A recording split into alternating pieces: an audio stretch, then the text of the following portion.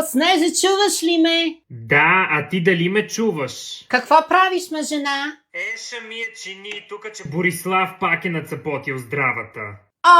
И аз те, че моя Георги знаеш го.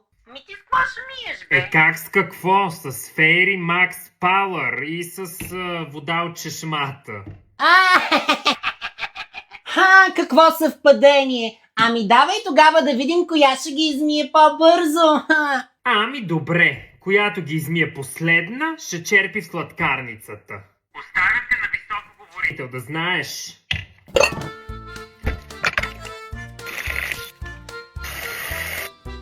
Ще съм по-бърза, да знаеш.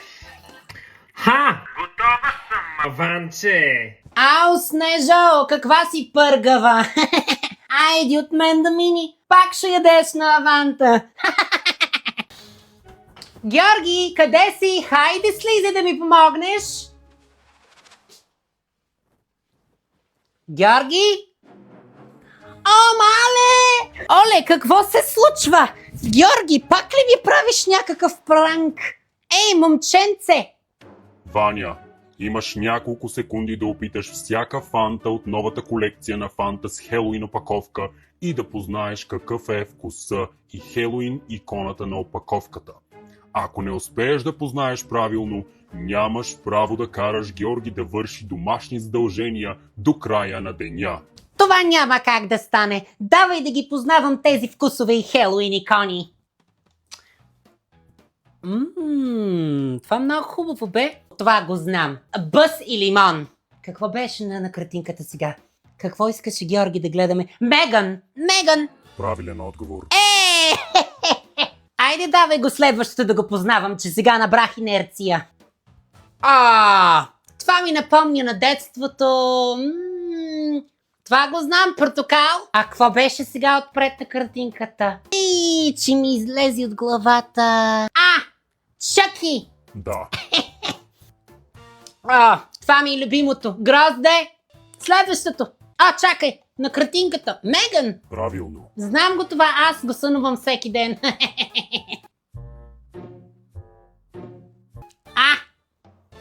Той ми реши познато.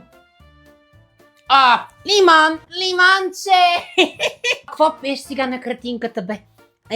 Георги се ми разправя за него. Фреди! Фреди! Да. Чакай да пина още малко. Значи. Хайде и последното. Портокал! Грешен отговор. Сега Георги е свободен до края на деня да си прави каквото иска. Не! Това няма как да е истина!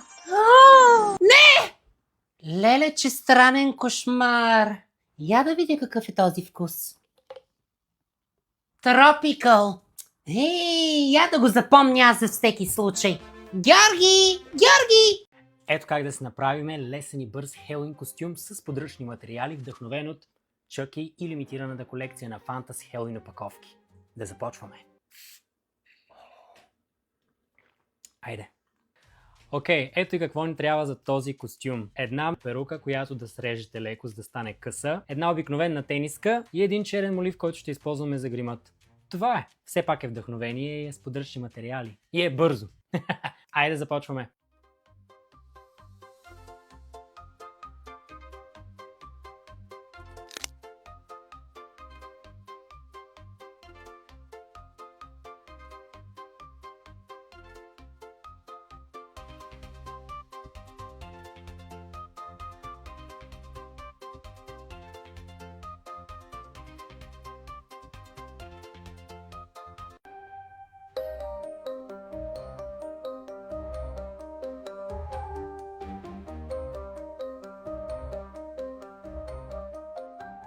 И ето, че успях да се направя един бърз и лесен костюм с подръчни материали, а сега е време за една ужасяваща вкусна фанта и маратон с филмите за Чъки. Напишете в коментари как се справих и пробайте и вие. Чао! Да, Снежа, да, ще правя Боби яхния. Ти какво ще правиш? Мамо! Чакай, че Георги нещо пак се е развикал. Кажи, Георги! Какво правиш? Ами говори по телефона с Лелет и Снежа сега. Да ти покажа костюма ми за Хелоуин. Какво ще ми показваш, бе? Какъв костюм, бе, момченце? Снежа, чакай, че Георги ще ми показва някакъв Хелоуин-мелоуин костюм, бе. Айди, после ще се обадя. Айди. Айди, идвай да те видя. Окей, мамо, какво мислиш? Георги!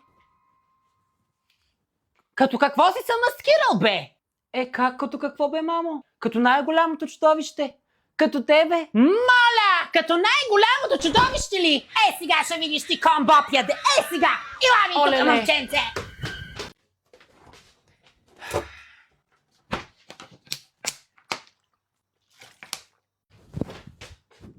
Георги! Ти какво правиш, бе?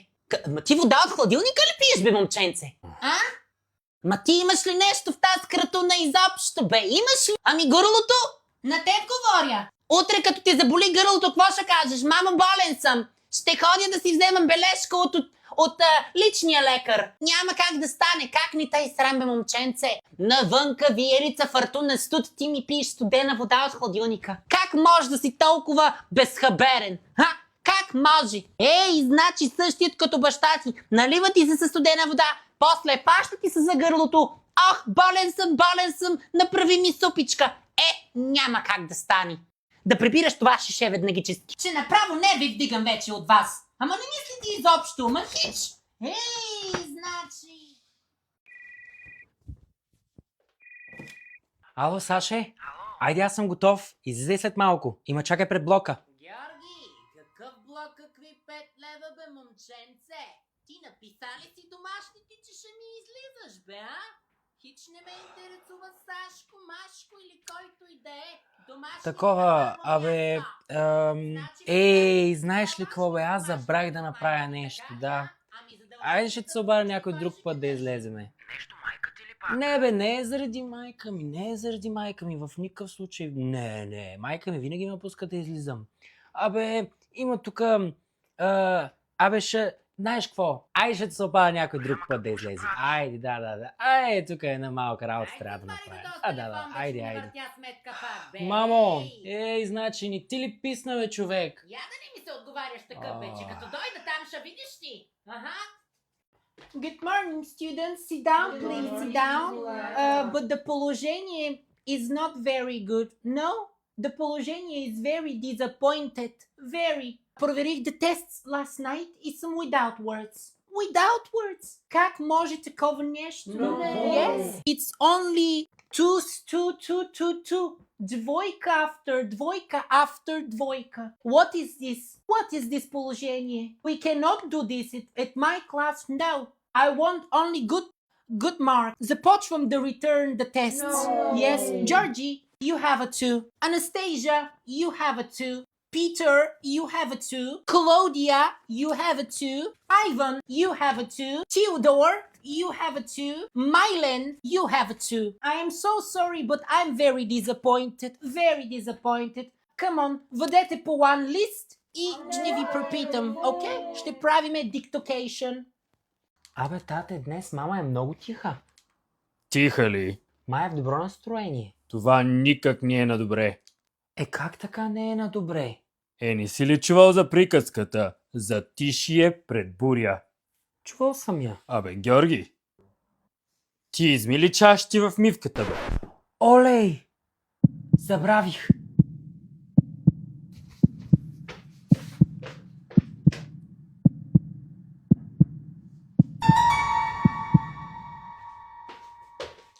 Абе, защо пак има мръсни чаши в мивката? Казах ти. Прав беше.